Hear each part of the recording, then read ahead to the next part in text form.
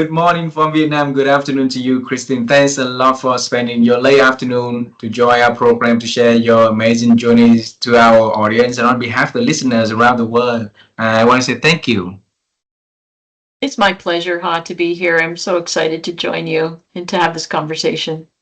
Yeah, and now you have a new family, you have a new friend in Vietnam. So if you decided to come to this country, make sure you let me and Vivian know. We would love to take you and your family around, show you our beautiful, our culture, the food, and cities, and it will be our great honor to do that, Christine. I will be absolutely doing that, and we have it on recording, so I know you've said it, so I will definitely follow up on that. Absolutely, absolutely. And for a little taste of our culture, Christine is very honored if we and our audience can have you share a little bit about who you are and the work that you've been doing. Would you please do that for our audience? Sure, I'd be happy to. So I'm kind of operating at an intersection of my career path, which is as an organization design consultant, which I've always done inside of companies. So I'm a systems thinker, and I take into account all parts of an organization when I work with leaders and teams. That's been my professional path.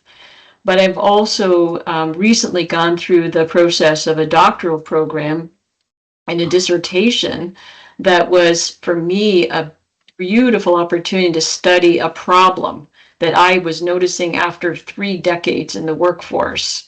And I can talk a little bit more about that, but that's what led me to write my book. But the intersection of my professional life, but also my research. So I got to be a scholar. I got to be learning academic rigor so that I could study this problem. I'm also an executive coach, so I've worked one-on-one a lot with leaders who are grappling with issues around how they lead and how effective they are. And so I've been doing this work in companies in the United States and have been mostly in the STEM world of science, technology, engineering, and math, but have worked with large and small companies. And so I've had a lifetime of experience with being inside companies, doing this work with leaders inside the system, but also seeing the system itself and how it operates. And it's endlessly fascinating.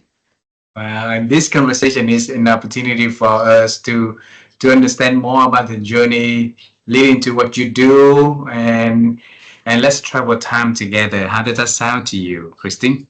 That sounds great. I'm ready. Alrighty. So earlier in this conversation, when we talk about if you travel to our country, I would love to take you to my hometown. It's called Da Nang. So I grew up there. It's a very poor city, small city, devastated by the wars here.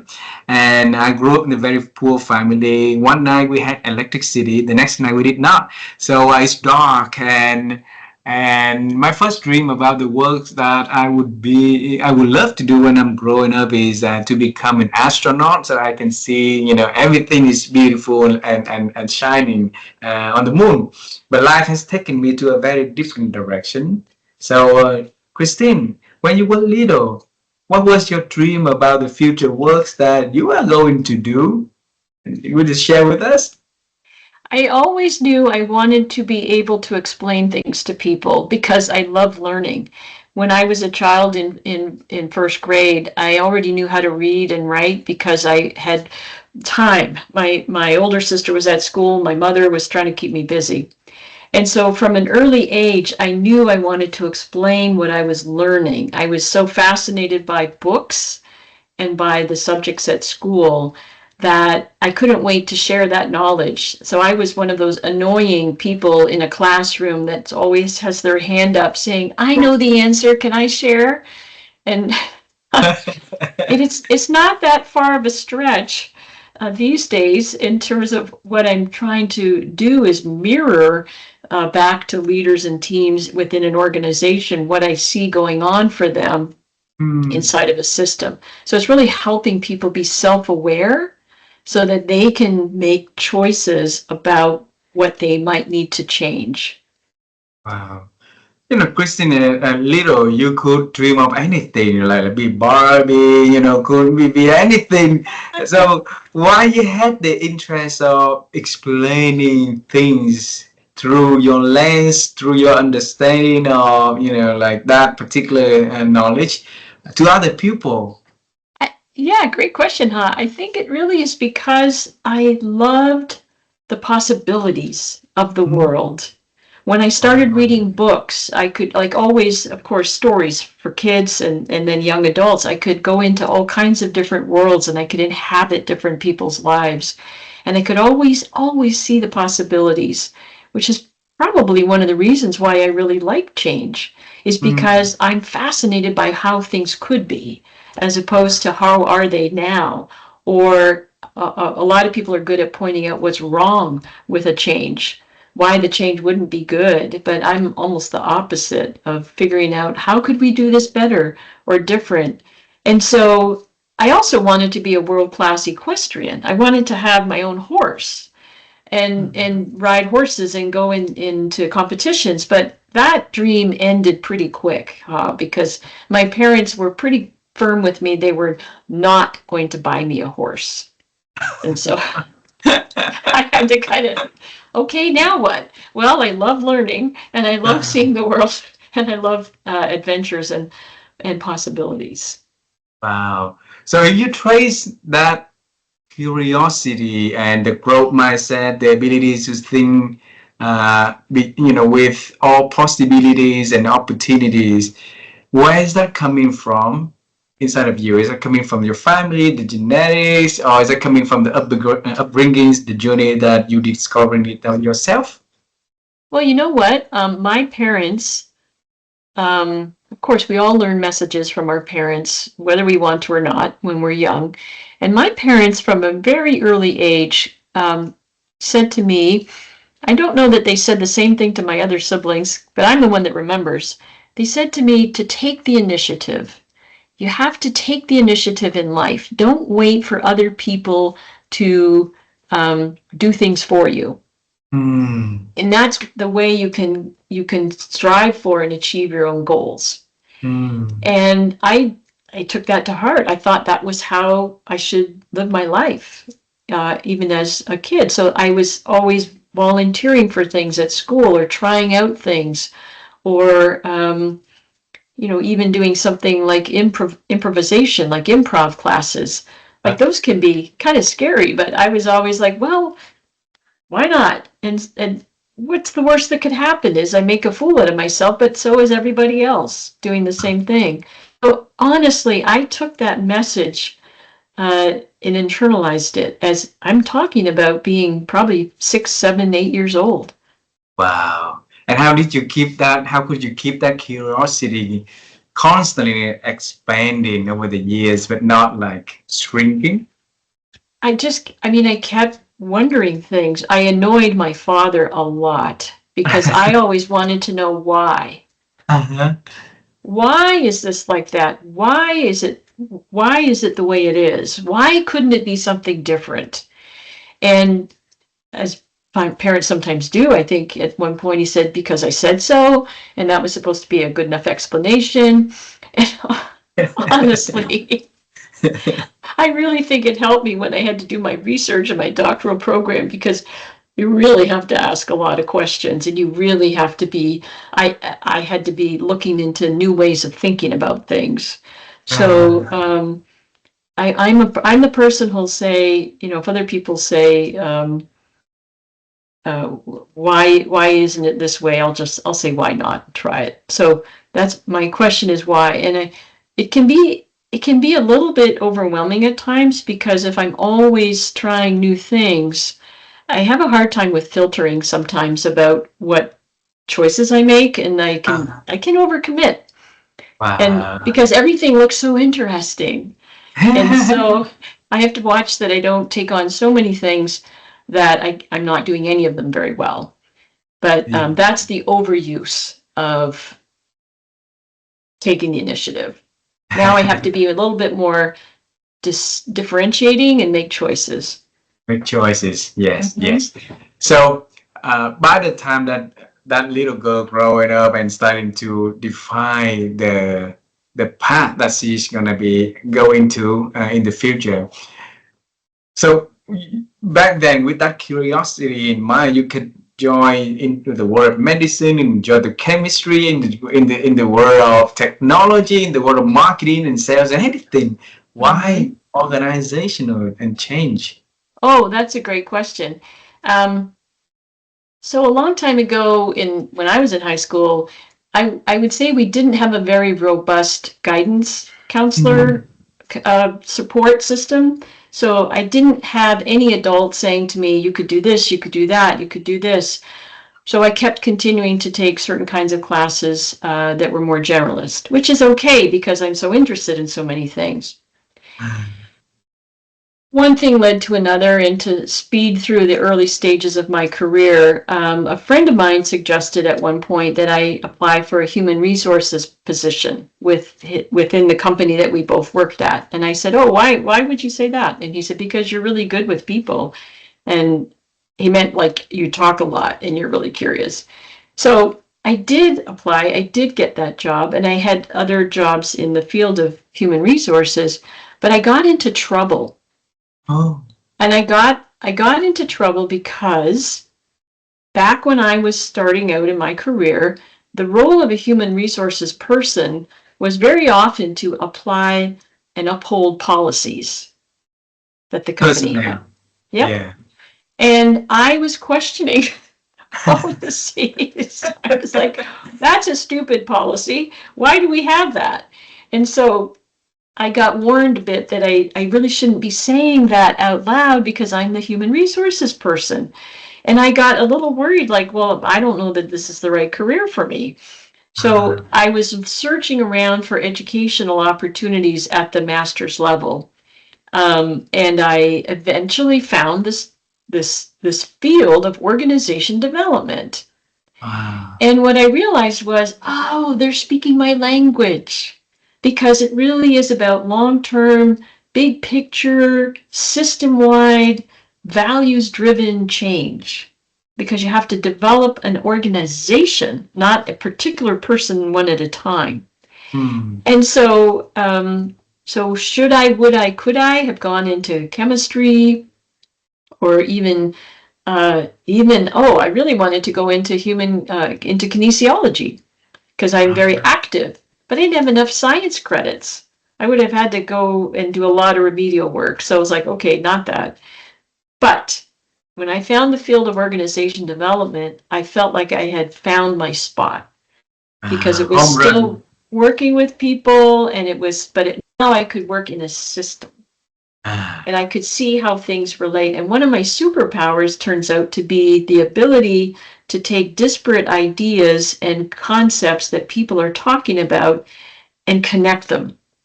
And I'm saying that because people have told me that over the years. Like, oh, you're really good at making that connection, and where they hadn't seen it. And I never thought that was special, because it ah, was just how I thought of seeing the world in a certain way, of relationship and connectivity. So that's a long answer to your question, but I kind of accidentally found organization development because I was failing in human resources. I'm not, I'm not saying that it's not a great field. I know lots of wonderful people, and you know, it's a very important role. And these days, my colleagues in human resources roles tend to be in more strategic and more systems thinking kinds of roles and mindsets. So I don't mhm. want to give an impression that it's like, oh, not a great role. It is. But when I found what really mattered to me, and then I was able to find work in companies that had those positions, because they're not very common. Usually it's an outside consultant coming in. Ah, Uh, in fact, I had the pleasure of going to a workshop when I was very early in my career as an org development person with Edgar Schein, who is a ah, guru in the field of organization culture. This was 30 years ago, and yeah. it just was transformative, the way he talked about what he did and how he worked. And so it was a privilege to be there with him. Wow, wow. And I'll bring you to the moment that you had that eureka moment, like epiphany, where you found your home run, and to a lot of people, that feel of change, organization system is complex, it's hierarchical, it's a lot of, stakeholders in there. Change is not going to be, overnight. The bigger the organization, the bigger the boat, for you to push. So it's scary, and and a lot of pushback from all angles, for change. So, why is it that intrigue you for that and motivate you to get into that hard work, though?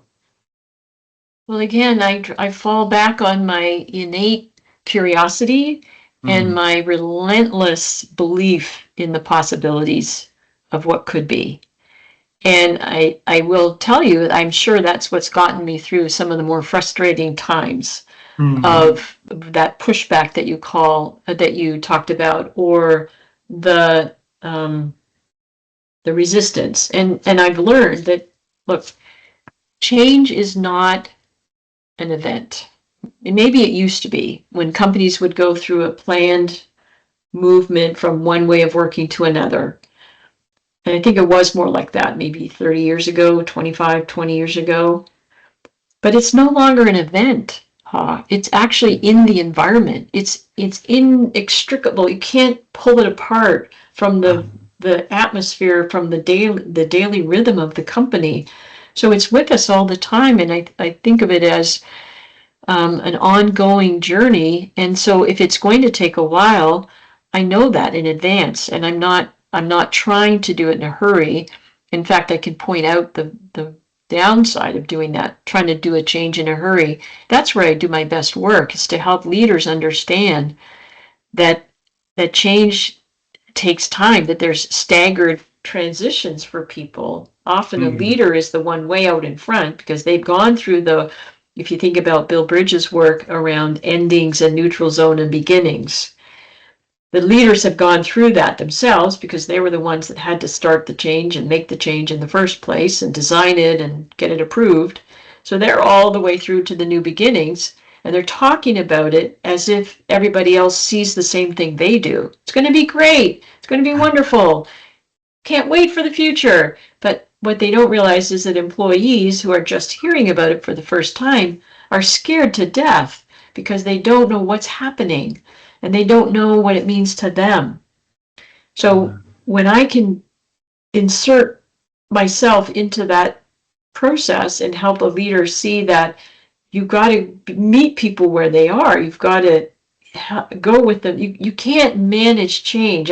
That may sound very provocative on a public, broadcast, but I don't think you can manage change. You can manage your own reaction to a change. But if you're a leader, all you can try to do is help lead people through the change, through the way you interact with them, and through the understanding of whatever stage they're at. It could be resistance, it could be denial, it could be uh, experimenting, it could be commitment. There's a whole curve that people go through. And that goes back to me wanting to help leaders become more self-aware. Where are they with the change? And then how do they make sure that they understand that that might be different than how somebody that's behind them, or, not as far into the change as they are.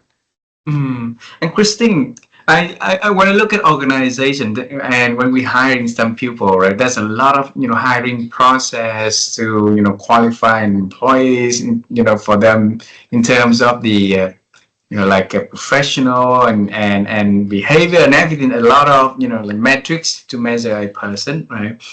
And when hiring, but then organizations still feeling there's a lot of, like push for these people to, to change and to change faster, to adopt change. And why is that amazing people still having huge resistance to change?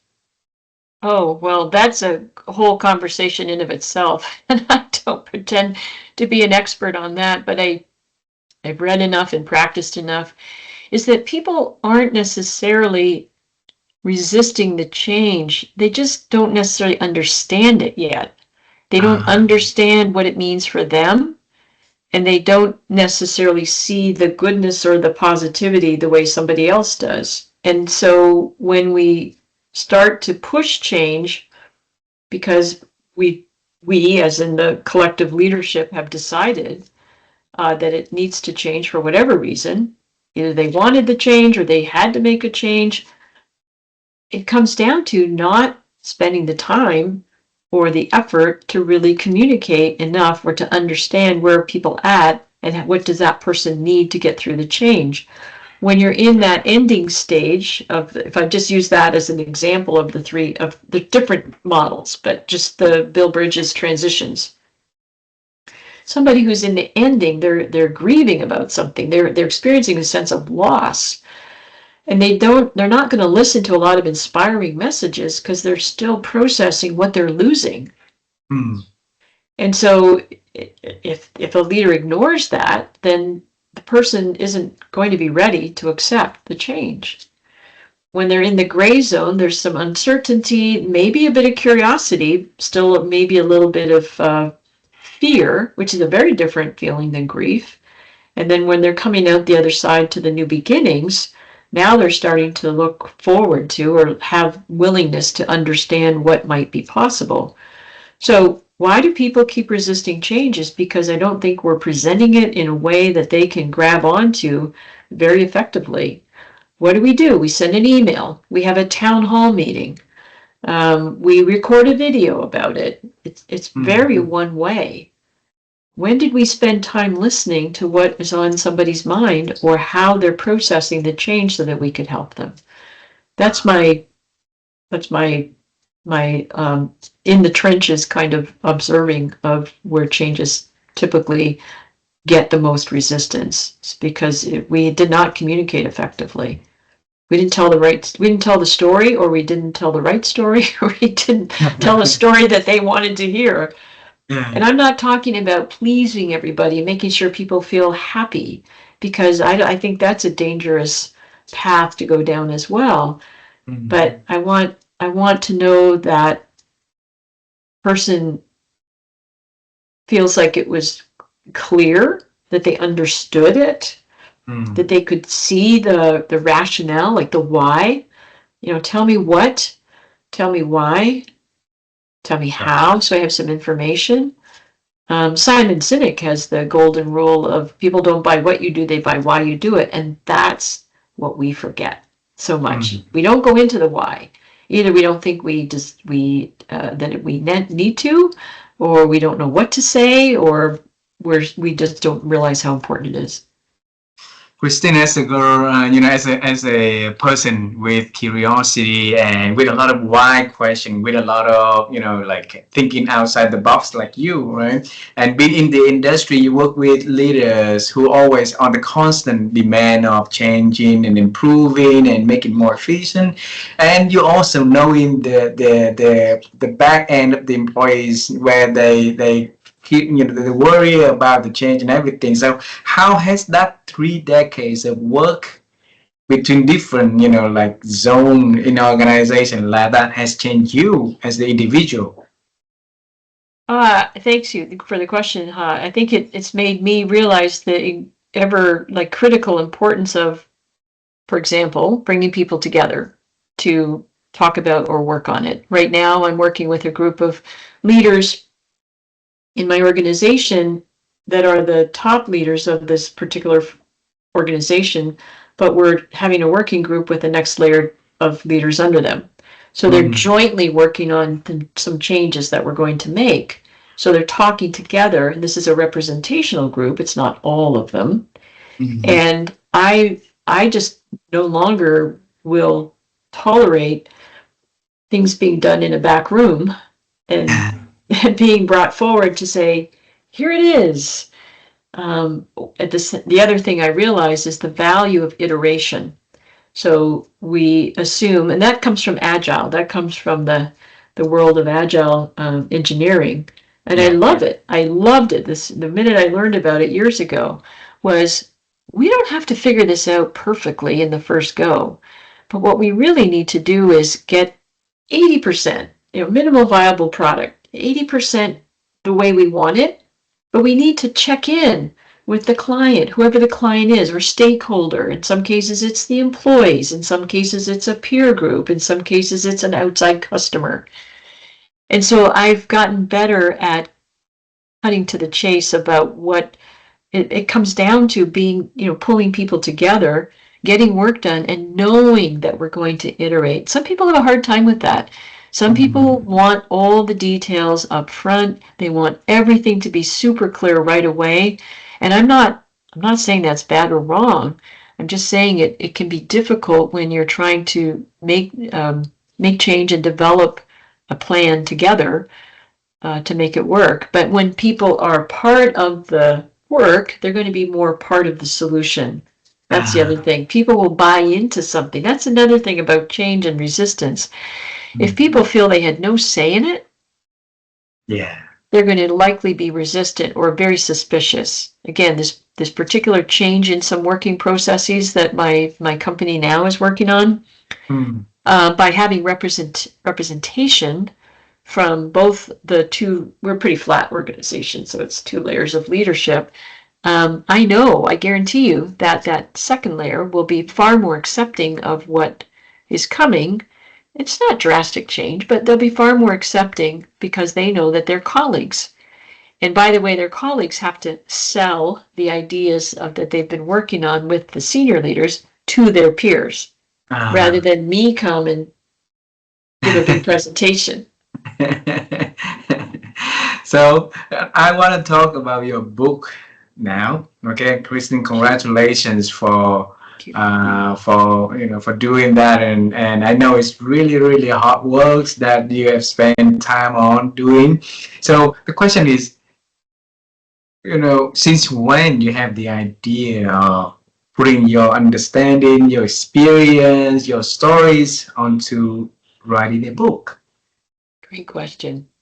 So again, going back to my 3 decades in large and small companies, in mostly STEM, publishing and retail as well, I saw the same problem over and over and over. And the problem is the underrepresentation of women and minorities in leadership roles. And these percentages of those groups were not reflecting of the overall population of communities. And I didn't know why, because I saw all the effort that was going into attracting, recruiting, hiring diverse populations. I mean, the US spends billions of dollars. I'm only talking about the United States because that's, I'm not pretending to know how it is everywhere. So I didn't think it was an issue of diversity. Like, people were coming in, like literally coming in the front door, but they weren't staying. So the numbers of these percentages of representation had gotten better in the 10 years, that was the 10 years at the time, since companies started reporting on their diversity. And so I'm like, okay, there's some kind of a gap here. So I wanted to research that. And that's what got me into my doctoral program. I wanted the rigor. I wanted to learn how to do real research at a level that was maybe going to contribute back into the professional practice of organizational design, development, and change. So I realized in my preparing for, it's a 3-year program, they get you working on your dissertation pretty quickly, but I realized that I needed to do some work around inclusion. Because when you think about it, people say diversity and inclusion as if it's all one word. But it's really not. And I wanted to know what's the gap between where we are with these percentages of leaders being so low in women and minorities and where we should be. And so I did a gap analysis type of research, and I had 3 lenses that I used. One was, is it an issue about knowledge? Another one was, is it about motivation for leaders or for people that are in positions to hire and develop? Or is it a lens of organizational support? So knowledge, motivation, or support. And what I found was absolutely fascinating. It blew my mind. I found things like Leaders were not making distinctions between diversity and inclusion. So they didn't Oh, have the they put them knowledge. together. They put them together. They did not Wow. make distinctions. I also saw, I had another question in my survey that I did, interviews. Another thing they didn't do was they didn't realize the question was something like, when was a time you noticed you had to do something different in your approach and you made the change around inclusion? And most of them did not have a specific moment. It was maybe over a period of years of work as a leader. So they didn't see that they weren't self-aware to make a Mm. change. They also didn't think of themselves as role models. There's an element of motivation that's called self-efficacy. So that if you believe you can do something, you're more likely to do it even if you fail. And they were not seeing themselves as role models because that was another Ah. question. And finally, the organizations around them were not providing support in terms of teaching them about inclusion. They weren't The organizations weren't asking them to set goals for performance like they do for other things like sales or product development or customer service. They weren't incentivizing leaders to have those kinds of things be in their daily practice, and they weren't holding them accountable.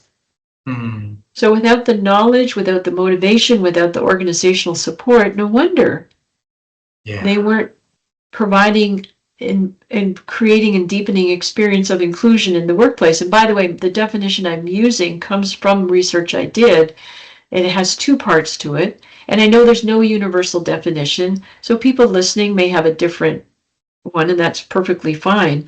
I'm just saying here's what I found was most powerful, is that if a leader's truly inclusive, they see the value of Mm. somebody's unique contribution, but they also make sure that person knows it. So that's one part.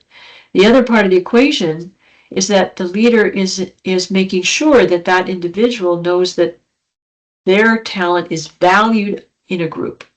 Mm. So you're not just off by yourself doing something in isolation. You're actually contributing to something as part of a group, and The you're supporting one of a system. group. Yeah.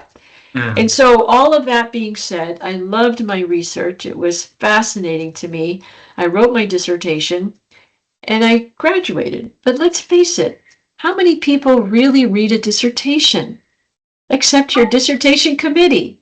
I know. Nobody. Nobody. Yeah. Nobody. And so I thought, oh shoot, I'm going to have to write a book because I really think I really think there's something here. And I think that inclusion is an underused, under um, appreciated Yeah. leadership strategy for performance. Because if I truly, as an employee, and I can speak as an employee, if I truly feel that you see my contribution and you value it, and I'm part of a valued group, I'm going to go through brick walls for you, or for to do what I do best. Mm. And otherwise, if I feel like I have to wear a mask at work because I don't want to really reveal myself to you because I could get hurt or I might be invisible or whatever all the reasons are that people do not feel included, Mm. at best you'll get compliance.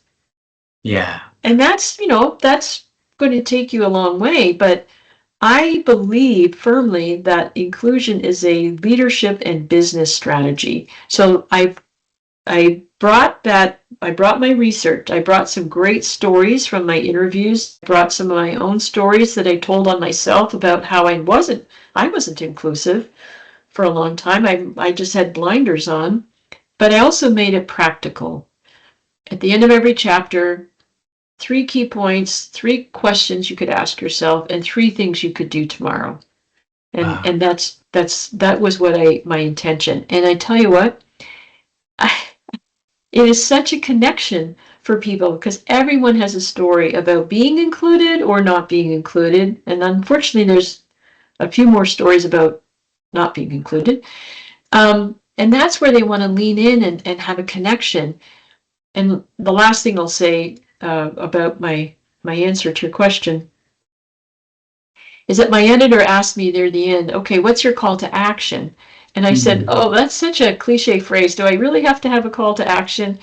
And she said, okay, what do you want people to do after they read your book? I'm like, oh, what I want them to do is try something. And then Yeah. I want them to let me know. And then I thought, well, how are they going to let me know? They have to then come and find me on LinkedIn. So the bigger game, the real passion for me is that I created inclusionable.com, which Oh, is for me a global online community of people who are curious about, there's that word again, and committed to deepening the experience of inclusion in the workplace. And wow. so the book is like an entry, like a handshake, a connection, and nobody leans in like that when I talk about organization development, but Mm. but they do when I talk about inclusion. And so that's what I'm appreciating is the connections that I've already made and the growth that I think is possible here from this. And I made up the word inclusionable It's because beautiful. you like Yeah. that? Thank you. Yeah, I love I it. I love it. Yeah. it came to me as representational of if you're a leader, I firmly believe you are accountable Yeah. for inclusion, but you're also able. You can do this. You do not have to get a special training. You do not have to go to school. You do not have to work for years and years. It's a daily practice, just like eating nutritious food or getting enough sleep or meditating or mindfulness. It's a practice. Whereas like to me, inclusion is a practice. It's a daily mindfulness. Mm. Diversity is a measurement of a number, and there's a lot that goes into it. And we need diversity, but diversity alone is insufficient. Christine, if you look at all the leaders, I'm not talking about all, I'm talking majority of leaders that on their way up in the corporate ladders, right? There have been, their bosses, their mentor, their coaches that basically including them to being responsible to do that or being able to do that, so that lifting them to the next level of their career, right? So it's feel like it's so beautiful for them to do the same things for other people. And maybe because of they're too busy, maybe like you said earlier, that they misunderstanding the knowledge, the motivation, Mm-hmm. or the system is not that yet they have the ability, they are able to do Yes. that, and they're responsible for do that. So the name inclusionable is very, very beautiful. Thank I want you. to bring you to the research. So how did you find out about the three pillar, Oh, yes. yeah, yeah, Yeah, it's that leading to inclusion. well, I'm laughing because it was a framework that Mm. we were assigned to use in our doctoral program. So when you're at the stage of beginning to write your dissertation, you get matched with a chairperson, a dissertation chair, and that person gives you guidance on how they want you to prepare your dissertation. So it turns out there is a framework for performance management, and it's called KMO, Ah, knowledge, motivation, and organizational resource or support. support. Ah, And the authors are Clark and Estes. The two last names are Clark and Estes. And I loved it because it made such sense to me. And I even use it nowadays when I'm consulting with a team or a leader. I don't tell them I'm doing a framework because sometimes people get frightened by frameworks because they think it sounds academic. So I just mm, talk about, is this a knowledge problem? Is it a motivation problem? Or is it an organizational resources problem or a combination? So mm. it's a wonderful framework that Wow. I learned in my program and I've used since then. And by the way, you can also use it as a planning tool. Mm. So if we're planning a change, what do we have to make sure people know? Ah, And there's different levels of knowledge. There's 4 levels, but we don't have to go into that. But then there's motivation. What kinds of intrinsic or extrinsic motivation are important here? Because there's many kinds of motivation. And then what kinds of organizational support is required? And it was really a beautiful exercise for me of scaffolding on top of all of that. With I had to write the research questions. I had to then put them into. I did what's called a mixed methods survey, a gap analysis. So I had a survey for quantitative. I had interviews for qualitative, but it was same kinds of questions. So in a qualitative interview, you can go deep and you can go really rich conversation, whereas in the survey, it's more, you get a lot of information, but you can't go any deeper. Uh, and then, how long does it take you? Did it take you to write and publish the book? Yeah, well, we get started in it pretty quick. I think it was a 2-year process overall because we built on having to do, survey methods and learn about that. And we had to we had to write 5 chapters in our particular dissertation. One chapter was, well, what's the problem you're trying to solve? And you had to word it a certain way. And the second chapter is all the literature you can find about the problem to show that you've studied the problem. And the third chapter is your methodology. The fourth chapter is your findings, like what did you find? And the fifth chapter is your recommendation for, a solution to the particular problem. It's not always done the same. Like dissertation, doctoral programs are all different, but this was what ours was. And it was called a gap analysis because I was trying to understand. I didn't know the source of the problem. And so that's a different approach. I was doing it's called a gap analysis. Very fascinating. So if a leader is reading and applying the mindset, what we call inclusionable mindset, put it that way, So how would that leader change or become? How would they change? Yes. I think, they have to start with knowing themselves. So a very big chunk of my book is you cannot lead other people until you can lead yourself. So that chapter is about understanding yourself, self-awareness as a precursor to having empathy and things like that. So how they might change is maybe they hadn't spent a lot of time doing this, a lot of self-reflection. So, or if they had been doing it, maybe they hadn't thought about it as being a leader, or maybe they could go deeper. And then the second thing they would change is how do they know their team? So do you really know the individuals on your team? And do you know that what motivates one person would not work with another person? Or do you treat everyone the same? Wow. And so they would change their approach. I'll tell you a quick story. Please. If I may. I love stories. Yeah. So this is a perfect example. I was interviewing, these were volunteers. So these leaders were being interviewed one-on-one. And I had this person that I was on the call with, Zoom.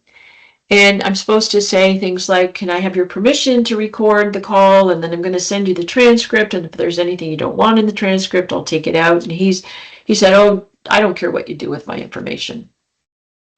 And I thought, oh, that's kind of abrupt. And so I thought, oh, I wonder if he's like really going to give me a lot of good information about inclusion, because he didn't seem very personable. So I started asking him questions, and he started, he'd give me these rapid fire answers, and I was beginning to be biased towards him, like, oh boy, what a waste of time this is going to be. And then I asked him that question that I mentioned earlier. When was the time you realized that you needed to change your approach to be about inclusion? And this is what completely blew my mind. Changed. He said, well, I got some feedback on a survey that some of my team said I didn't recognize them enough. He said, at first I was really annoyed and hurt, like, oh, of course, sure I do. Of course I do. He said, but then I thought, okay, I should take this seriously. And what am I going to do? He said, okay, I decided I would put a goal for myself that every week I would find 2 instances where I could recognize a team member. He said, at first I thought it was going to be really hard. I'm going to have to make things up. This is really stupid. And then he said, you know what? When I did it like that and had it in my calendar, it wasn't hard at all. Mm. He said, I just had to make the time and the commitment to do it. And that it wasn't hard at all. And this person changed completely in my mind from being this kind of resistant, gruff, probably not very helpful interviewee to being my hero. Because he's exactly the kind of person I believe is out there in the millions, tens of millions of people who are in roles where they're able. He didn't have to do anything special. He didn't have to take a course. He didn't have to read a book. He didn't have to go to coaching. He just had to make it as important in his daily or weekly calendar as every other thing he had on his plate. Mm. And he chose to do that. Wow. And it's actually a motivational, I would call it utility value. It's an extrinsic kind of motivation. If I do this, I'll get that. So he did it because he saw it was useful to do it. But what he then realized how important it was to do, which is an intrinsic motivation. So he's my hope that at any moment, any leader could switch into that kind of a change. Yeah. Then there's the other thing, the other chapter I have after that is knowing your organization. So you got to know what system you're working within so that you can understand what could you take advantage of, what do you have to be aware of, how do you operate in that system and how you might have to change. Maybe you never used to ask for help before. What if you could find a colleague who is thinking like you were and you could partner up to maybe make some different choices about how you're leading. Things like that. So that's what I tried to make my book about things you could do by taking these steps and then know the business problem. What problem are you trying to solve? That's half the battle. I learned that early on in my org design course. What problem are you trying to solve? And is it a lens that you have, as in going back to is it a knowledge issue? Is it an organizational issue? Is it motivation? And that helps you with how do you solve that problem with your own behavior. You look at all the leaders are smart people, ingenious people, right? Because they have to battle every day with the market change, with a lot of things in life. But if they have the intention, like the leader that you mentioned in there, if they see the importance, they see the intention, they will be able to use their brain, their commitment to make it happen. If that is becoming something, that one goal that they want to fix, right? And when you share that, I feel like a lot more, because each of us are a leader ourselves. We have a family to lead, we have a team to lead, we have ourselves to lead. If we could be that, like inclusionable leader for ourselves, to listen to us, to the voice inside of us, the people around us, from every day, imagine how we could become in the future. And thank you for making that inclusionable.com website becoming a venue for a lot of people to share their ideas, how they practice, and we learn through the feedbacks, the insight sharing from one to another. Right. That's beautiful. I'm hoping to have a second book. But in order to do that, I need stories. So I'd like my second book to be inclusionable in action.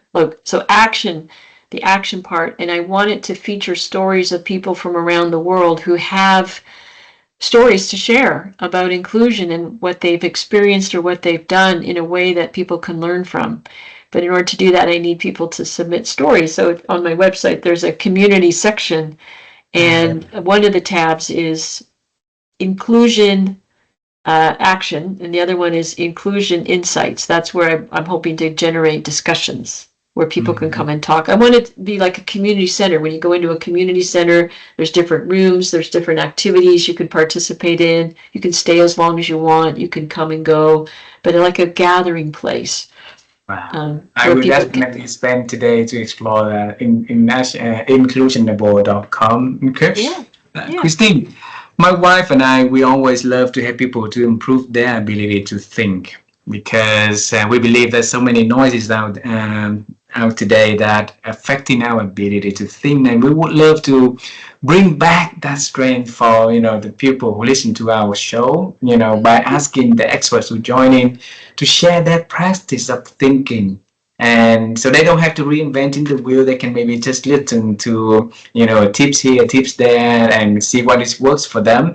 So the question I would love to ask you is, Christine, how have you been growing your ability to think over the years? Hmm, that's a great question. I know for sure I've been pushing myself to be in situations with people that are different than me, but like try a new interest group, or experience something that I might not normally be that interested in. And I'm going to go back to my doctoral program just for a moment because that's another example. We had a class on diversity, Hmm. and that totally changed my life, this one class, because I realized I had such a very narrow framework of the world, and I'm a person of privilege. I'm a white middle-aged woman, and I got to see the lived experience and hear the lived experience of classmates who are many whom were people of color. And I realized I had got to be aware of my own limitations, my own biases, and continue to push the envelope. So doing things that I normally wouldn't find necessarily, oh, why would I do that? But now trying more and more of those kinds of things. And that example of that diversity class is the most powerful example I can give you. And even a silly little example. I love fiction, Hmm. novels. And I was in a book club not that long ago where the person who got to choose the book chose a short story anthology. And I was like, oh, I hate short stories. They're so short. And I'm not going to like this. But I realized, no, you got to do what the other people are saying. So I read the short story anthology. It was great. It's Hmm. wonderful. So I just have to keep reminding myself of what a limited view of the world I have if I only stick with what I know. Wow. And that, again, it does help me because I do like to try, I do like to be curious, but now I've realized I can't just be curious in a very selective fashion as long as it fits in my little box. I got to be curious about other things. That's why Vietnam is so exciting. You have Yeah, a new family, new friend here also. Okay. I feel And like that.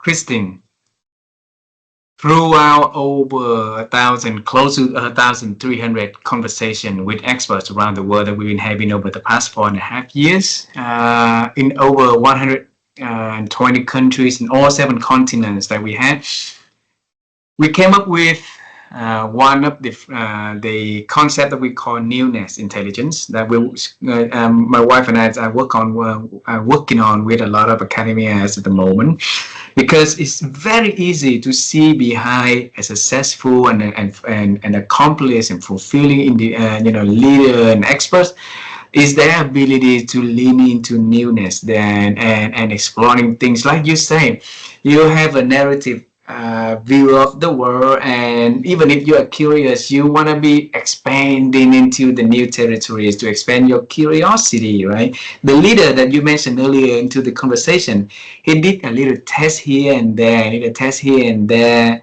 to recognize other people. That's the little newness, every two newness in the week that he did, beside other things that he's been doing also, that help him to see the importance of his work and inclusion that could impact on other people, right? And we believe that change would be a lot easier for each of us if we constantly experience new things in life, small little. So when change happens, then we're not, like shocked, but we are a little bit more open to it. So I want to hear your opinion about that, how you define newness and how you see the importance of newness in the picture of change for people. I love that. I really love that what you're saying, and I especially I want to touch on the idea of small Yeah. change because I think that's another underused strategy for, for change and for success. I don't know about now, but for several years in the corporate world, there was this push around big, hairy, audacious goals, and they call it BHAGs. But the idea was it has to be big and it has to be like, scary, and it has to be huge in order to be worthwhile. Mm.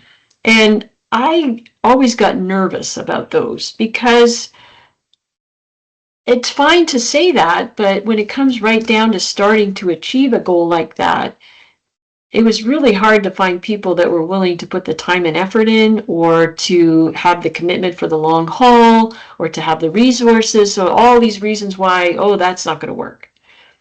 But what I finally figured out, and I think this answered your question, for me, the newness and the success in exploring it is to try one sure thing. Wow. Like, what's one sure thing, and it can be a new thing that you could try. And that's, to me, a best practice. I don't even like the term best practice because it implies a certain standard that what if I don't meet it? Then that means I didn't learn anything. So for me, it's the newness is, almost anybody could commit to try one small thing, one sure thing that's something new. So if you can to me, if I can make it, would you try this one new thing? Because it's maybe sure thing. And it's like, yep, I can try that. Wow. Christine, the letter N in the newness framework that we have is exactly like that, because we want people to be very proactive in seeking for new things instead of like passive, right? So the N is notice for one new thing every day. So we practice one little, maybe a little tree there is new. Yesterday is not there. Maybe you're wearing a new shirt that I'm seeing you today. Maybe it's just a new idea that we have to proactively seeking. So we're not in the passenger seat, but in the driver's seat. So thank you for sharing that. One last question for this conversation. Okay, sure. And I've been also asking this question to almost 1,000 experts joining, because I want to travel time with you, and I want to bring you to one moment in your life, and we're going to have a conversation with that Christine at that moment. And I'm thinking about the moment that your parents told you that, hey, you're not going to have your horse. Focus on. That was a sad day. Focus on something else. Focus on your curiosity of learning, of growing. Okay. And I bet that that night you got a lot of disappointments and a lot of questions. So now you and me gonna get into that room, sitting next to that little Christine, and you're gonna tell her anything about her future, any words of advice, any stories you're gonna tell that little Christine. So what is that you're gonna tell her about her future? I would say to her, trust yourself and it will be okay. And the reason I tell you that is that I always noticed I had a very varied kind of a career path. It wasn't like, I'm going to be a doctor, or I'm going to be an accountant or a lawyer. And I always wondered, am I doing this right? Like, I'm going for what interests me. I'm going for possibilities. I'm trying something out. I don't know how it's going to work out. And I always had in the back of my mind, maybe I should be doing this different.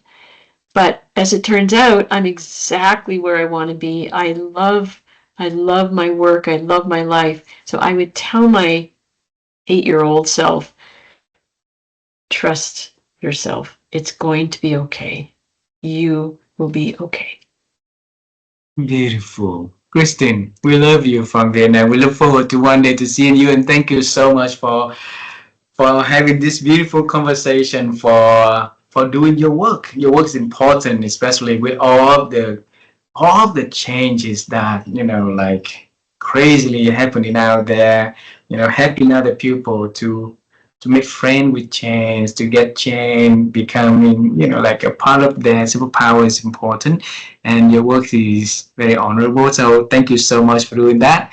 And I wish you all the best. And I really look forward to the day that we're going to meet you in person. If I travel to the US to see our children, I would love to go to Oregon Please, and have a cup of tea with you also. please do let me know. I would love to host you, and I look Okay. forward to the day when we can meet in person. Ha, Thank it's been a you. pleasure. Thank you It's so been a much, pleasure. Thank you very much. Thank you very much. Have a wonderful evening. and have a wonderful day. Thank you. Bye bye.